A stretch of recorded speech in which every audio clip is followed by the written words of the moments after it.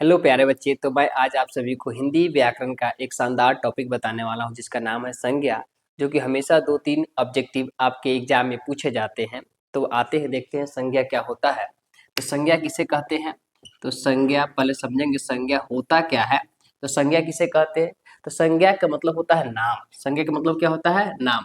अर्थात कि दुनिया में जितने भी वस्तु है, जितने भी सामान है, जितने भी चीज है, सबका कोई ना कोई नाम रखा गया है। और सभी नाम को हम लोग क्या बोलेंगे? संज्ञा बोलेंगे। सभी नाम को क्या बोलेंगे? संज्ञा बोलेंगे। ठीक है, तो यह ध्यान रखिएगा। दुनिया में जितनी भी नाम है सबका सब क्या है? संज्ञा। इसको ध्यान में रखिएगा। तो संज्ञा कोई पूछे किसे कहते हैं, तो संज्ञा सिर्फ इतना बताना है कि संज्ञा किसे कहते हैं? नाम को कहते हैं। वो चाहे वस्तु का हो, चाहे किसी जानवर का हो, चाहे किसी व्यक्ति का हो, किसी भी चीज का अगर नाम रख दिया जाए तो क्या हो गया? आपका संज्ञा हो गया। ठीक है, अगर ऐसे डिफिनेशन बोलना हो तो ऐसे बोल सकते हैं, किसी व्यक्ति, वस्तु, स्थान या जानवर के नाम को क्या कहते हैं? संज्ञा कहते हैं। ठीक है, तो संज्ञा के भेद कितने होते हैं? तो संज्ञा के अगर भेद की बात करते हैं हम लोग, संज्ञा के भेद की बात करते हैं तो संज्ञा के भेद मुख्य रूप से 5 भेद होते हैं। कितने भेद होते हैं? संज्ञा के मुख्य रूप से 5 भेद होते हैं। पहला जो होता है आपका व्यक्तिवाचक, व्यक्तिवाचक, व्यक्तिवाचक संज्ञा। दूसरा होता है जातिवाचक संज्ञा, जातिवाचक संज्ञा। तीसरा जो होता है समूहवाचक संज्ञा, समूहवाचक संज्ञा। चौथा होता है द्रव्यवाचक संज्ञा, द्रव्यवाचक संज्ञा।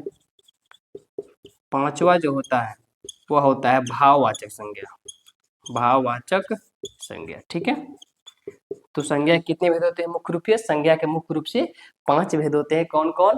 पहला होता है व्यक्तिवाचक संज्ञा, दूसरा जातिवाचक संज्ञा, तीसरा समूहवाचक संज्ञा, चौथा द्रव्यवाचक संज्ञा और पांचवा क्या होता है? भाववाचक संज्ञा। आपके एग्जाम में किसी का डिफिनेशन नहीं पूछा जाता है। आपके एग्जाम में पूछा जाता है कि इनमें से कौन है जो व्यक्तिवाचक है, जातिवाचक है, समूहवाचक है, द्रव्यवाचक और भाववाचक। अर्थात आपको संज्ञा पहचानने के लिए दिया जाता है ऑब्जेक्टिव में। ठीक है, तो ध्यान से समझिए कैसे पहचानेंगे, यूं ही समझ जाइएगा। थोड़ा देखिए ध्यान से आप, व्यक्तिवाचक संज्ञा क्या होता है, कैसे पहचानेंगे? तो ध्यान में रखिएगा, हमारा एक बात हुआ कि व्यक्तिवाचक संज्ञा किसे कहते हैं? तो जो दुनिया में एक हो, याद रखिएगा, जो दुनिया में एक हो, जो दुनिया में एक हो, वैसा सामान, वैसा वस्तु, मतलब दुनिया में जो एक ही हो, कुछ भी हो लेकिन दुनिया में सिर्फ सिंगल होना चाहिए, अकेला होना चाहिए, उसको हम लोग क्या बोलते हैं? व्यक्तिवाचक संज्ञा बोलते हैं। जैसे कि मान लेते हैं हिमालय, जैसे हिमालय, हिमालय दुनिया में कितना है? एक है। ताजमहल कितना है? ताजमहल कितना है? एक ही है।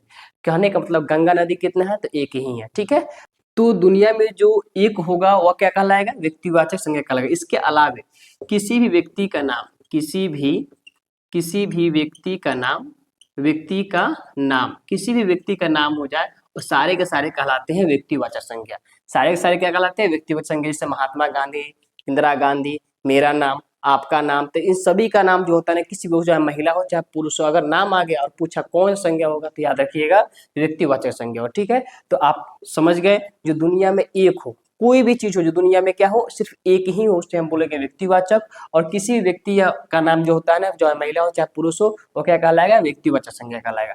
इसको समझिएगा। दूसरा जातिवाचक, जातिवाचक संज्ञा क्या होता है? जो दुनिया में एक से ज्यादा हो, जो दुनिया में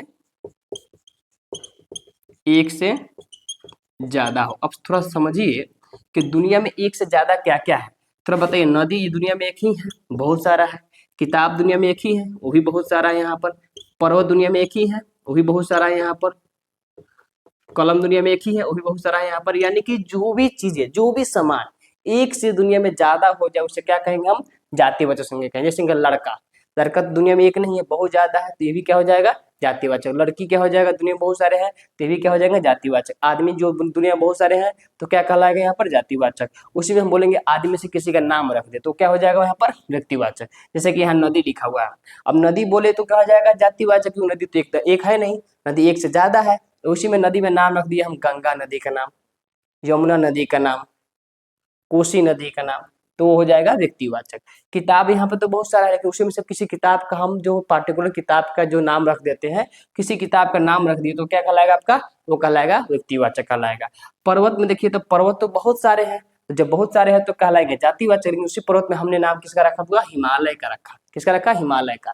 तो हिमालय क्या कहलाएगा आपके यहाँ पर? व्यक्तिवाचक, क्योंकि हिमालय क्या सिर्फ एक है और पर्वत तो क्या है? बहुत सारा है। ऑफकोर्स आप लोगों को समझ में आ गया होगा कि जो दुनिया में एक हो क्या कहलाएगा यहाँ पर? जो दुनिया में एक हो कहलाएगा व्यक्तिवाचक। किसी व्यक्ति का भी नाम क्या कहलाएगा? व्यक्तिवाचक। और जो दुनिया में एक से ज्यादा हो जिसे क्या कहते हैं हम लोग? उसे कहेंगे जातिवाचक। अब हम लोग समझेंगे समूहवाचक क्या होता है। तो समूह का मतलब होता है ग्रुप। समूह का मतलब ही क्या होता है? ग्रुप होता है। ग्रुप का मतलब होता है जो एक इकट्ठा हो। कोई भी सामान अगर एक जगह हो, इकट्ठा में हो, तो उसे हम लोग क्या कहेंगे? उसे कहेंगे हम समूहवाचक। जैसे किसी चीज का गुच्छा हो जाए, यहाँ पर किसी भी चीज का हो सकता है कि अंगूर का गुच्छा हो जाए, चाबी का गुच्छा हो जाए, केला का गुच्छा हो जाए, तो किसी भी चीज का गुच्छा क्या कहलाएगा? समूहवाचक कहलाएगा। उसके बाद में अगर बात करते हैं तो भीड़ हो गया, ठीक है, भीड़ कहलाएगा। उसके बाद में अगर बात करें तो सभा हो गया, ठीक है, सभा हो गया। तो ये सब जो कहलाएगा क्या कहलाएगा? समूहवाचक। सभा किसको बोलते हैं? मीटिंग को बोलते हैं। भीड़, तो भीड़ किस में होता है? भीड़ किसे कहते हैं हम लोग? जहाँ पर 2, 5, 10, 15, 20, 50 आदमी होता है उसको क्या कहते हैं? भीड़ कहते हैं। तो जब भी कोई समूह यानी ग्रुप में हो, क्या हो? ग्रुप में हो, तो उसे हम क्या कहेंगे? हमेशा समूहवाचक कहेंगे। इसको ध्यान में रखिएगा। अब आते हैं द्रव्यवाचक। द्रव्यवाचक संज्ञा किसे कहते हैं?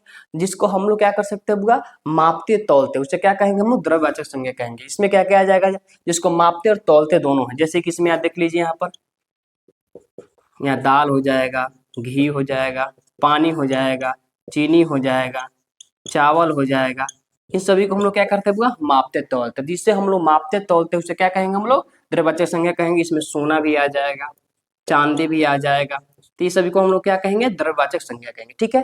अब हम लोग समझते हैं भाववाचक संज्ञा किसे कहते हैं। तो भाववाचक संज्ञा को जिसको ये होता है ना कि उसको सिर्फ हम लोग महसूस कर सकते हैं, यानी कि ये फिर यानी सिर्फ महसूस किया जा सकता है, इसको देखा नहीं जा सकता है, सिर्फ महसूस किया जा सकता है, उसी को हम लोग क्या कहेंगे?